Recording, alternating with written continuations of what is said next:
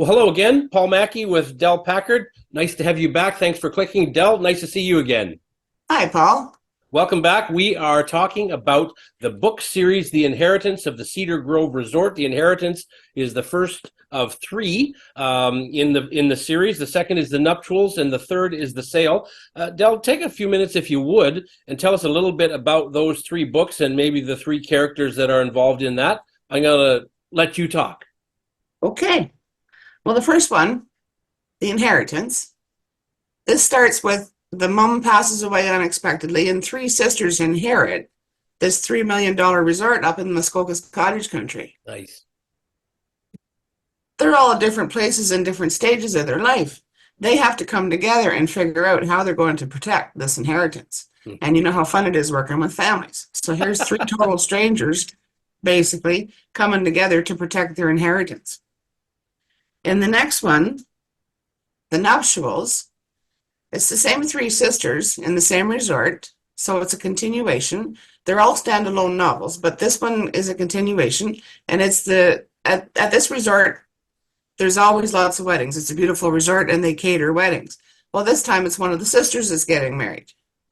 Problem is, the other two sisters don't really approve of her choice of husbands, and this is her second marriage, so they're a little concerned because when the first marriage fell apart, she really had a hard time struggling with it. So they're all concerned that this marriage is also going to be ending before it even begins. So a little bit of drama and conflict with the three sisters, of course. And then in the final one, the sale, the two of the sisters have decided that they'd like to sell the resort and go back to their lives, go back to what they were doing previously. And of course, one sister doesn't. So there's always a little bit of conflict and a little bit of drama between the three sisters.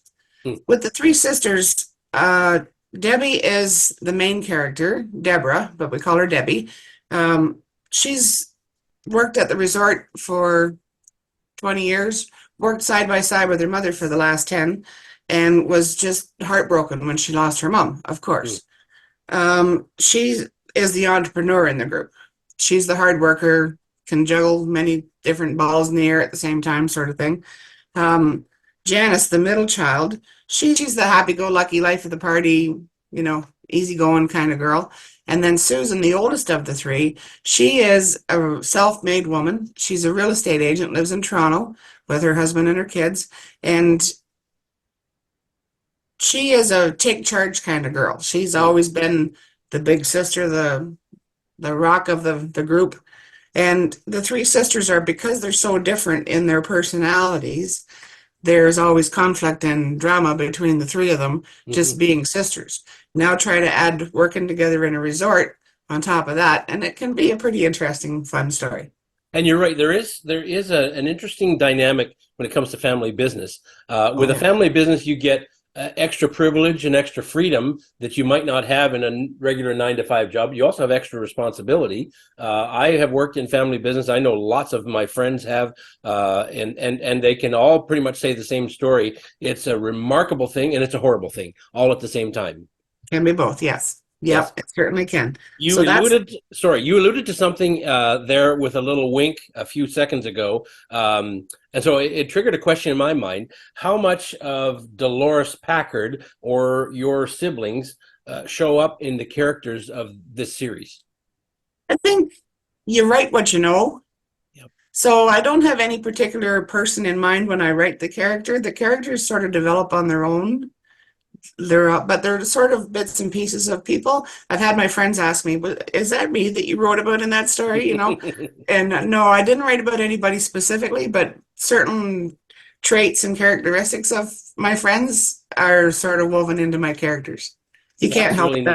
That's kind of the fun part of writing. Yeah. And it's what makes it fun to read too, because the whole time we're reading, we go, was that Dell, or was that her sister? Was that, Yeah. And there's an intricacy that when you do that, because it was, I think, Dallas Holm, one of the rockers from the 70s, who said, we are a composite of the influences of others. And so the person that you are today is a composite of the influences of people in your life, your parents, your siblings, in some cases it's spouses and that sort of thing. It's very fascinating to see what evolves. And as you mentioned, once you had the main theme, the resort, and you had the three characters, they just kind of bubble into their own life, which leads me to another question on this video, and probably the final question on this one.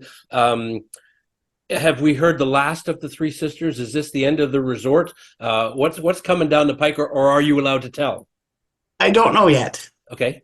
The people that have read the three stories, and the feedback from them is that they want more. Yep. When I originally wrote the first book, it was only to be a one book, but they wanted more. So then I did the other two, so I made it a trilogy. Now they still want more. So, I mean, it's not like a detective story where he can get new cases all the time. Yep. And it, as it evolves in a resort, like the resort changes all the time. The family dynamic, the guests are constantly changing. So you can always carry on with that. But I don't know. I haven't honestly decided if I'm going to carry on. Everybody wants more of the same three characters. They want to follow the characters, right? We're not done with them yet. So I don't know. Like it's a possibility. I'm kind of curious to try something else. You know, I'm pretty sure writing I could write romance. You know, Yep. the boy meets girl and they can't be together for some reason, and they overcome all the obstacles and live happily ever after.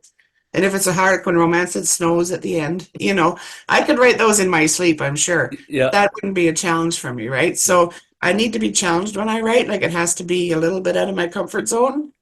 Like I couldn't write horror or anything. That no, but I could maybe branch out in different areas. But I don't know. Everybody wants more of this story. It's a possibility. It hasn't been totally ruled out yet.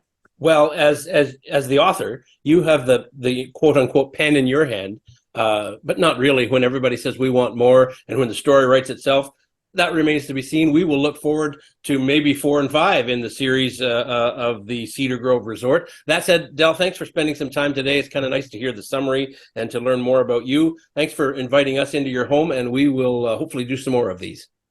Thank you, Paul. My Take pleasure. care.